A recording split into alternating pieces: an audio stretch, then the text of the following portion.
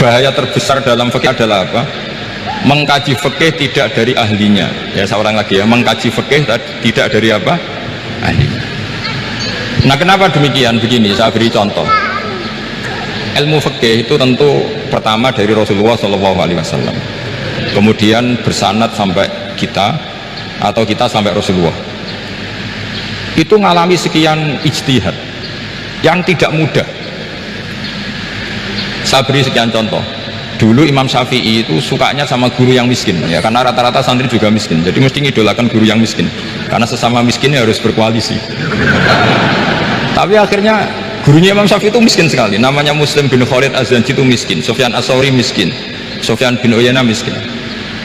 Setelah ngaji di Medina itu Imam Malik itu kaya, pas itu Imam Malik sudah kaya. Setiap ketemu Imam Syafi'i dikasih uang, sampai ketika Imam Malik itu bilang, kamu sudah alim, ilmu saya sudah habis, kamu ngaji sama yang lain. Sama siapa? Kata Imam Malik, orang yang sealim saya sudah meninggal, namanya Abu Hanifah, tapi dia punya murid namanya Muhammad bin Hasan Asy-Syaibani, kamu ke sana. Terus Imam Malik datang ke Baki. Dulu Baki itu pasar rental, ya Grab lah kita sekarang itu.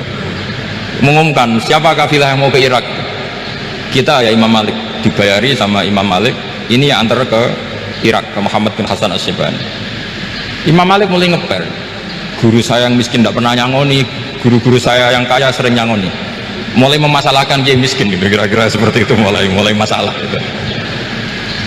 Setelah datang ke Irak di Muhammad bin Hasan Asy-Syaibani itu si Muhammad bin Hasan Asy-Syaibani itu kalau ngitung uang itu di meja tamu. Jadi punya emas lantaan, punya uang, kira-kira kalau Indonesia punya rupiah, punya dolar, dihitung itu di ruang tamu. Kata Imam Syafi'i, saya dengan Imam Malik saja nggak serak, ini lebih kedonyan lagi dia gitu. Ngitung uang itu di ruang tamu. Terus akhirnya si Muhammad bin Hasan Asy-Syaibani ini ahlul usul, dia pakar usul. Kamu heran sama saya? Iya, kiai kok kedonyan, dia ngomong gitu. Tapi kata Muhammad bin Hasan Asy-Syaibani, kalau kiai tidak boleh kaya, itu tak kayak wong fasik, ben gue demenan, gue mabuk. Oh jangan, nanti dipakai maksiat. Penjenengan mawon kersane digetokan, berarti kiai oleh sugih, pun angsal-angsal. Semenjak itu jadi satu fikih bagi Imam Syafi'i. Ternyata kalau mengharamkan kiai sugih berarti membolehkan yang fasik sugih. Kalau yang fasik sugih bisa dipakai i'anah alal maksiyah. Semenjak itu mindset pikiran Imam Syafi'i rubah. Saking rubahnya sampai beliau berpendapat orang bisa beli Alphard, kok beli carry itu haram. Bisa jadi bupati kayak Pak Roba kok jadi RT haram. Pokoknya gitu. Bisa keren Kak Gus Bak kok jadi orang pendengar haram. Pokoknya haram terus. Karena dalil beliau al-Islam ya'lu wala yu'la alaih. Coba sampean ridho misalnya jadi orang Gresik dipimpin orang yang nggak sholat, ridho ndak? Ndak. Atau sholat tapi nggak bisa ngaji, ridho ndak? Ketika yang bisa ngaji berpotensi jadi bupati, terus keterusan. Karena Imam Syafi'i keterusan, ya umatnya keterusan. Akhirnya orang-orang Syafi'i itu politikus rata-rata. Ya, makanya sama jangan kaget sama Mbak Rubah. Kakak saya wakil bupati itu, putranya Mbah Mun ada yang wakil apa? Gubernur. Dulu Gus Wahid ya menteri agama.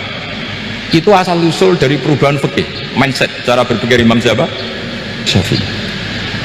Jadi dulu itu fikih ditemukan itu jelimet, ada perdebatan. Itu tidak hanya pada level ulama, pada level Nabi pun ada perdebatan. Jadi jangan kira Nabi itu tidak debat, ya debat.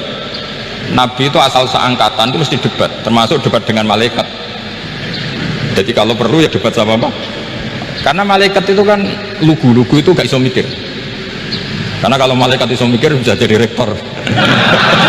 Nanti kasihan Pak Salam ini. Malaikat gak boleh jadi rektor.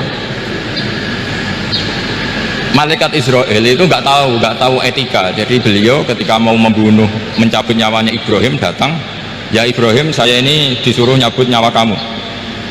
Kata Ibrahim, wah kamu itu pasti salah. Kamu tahu saya siapa? Saya ini Khalilur Rahman, kekasih Allah. Masa kekasih membunuh yang dikasih? Ini nggak benar, logika itu nggak benar. Pasti kamu salah. Karena Israel itu tidak bisa debat. Ketika ditanya, hal ra'aita khalilan yumitu khalilah, masa kekasih membunuh yang dikasih? Saya ini Khalilur Rahman, masa Allah mencintai saya kemudian membunuh saya? Itu logika agak bener.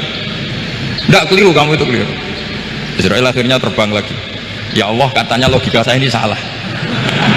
Karena masa kekasih membunuh yang dikasih? Karena Israel nggak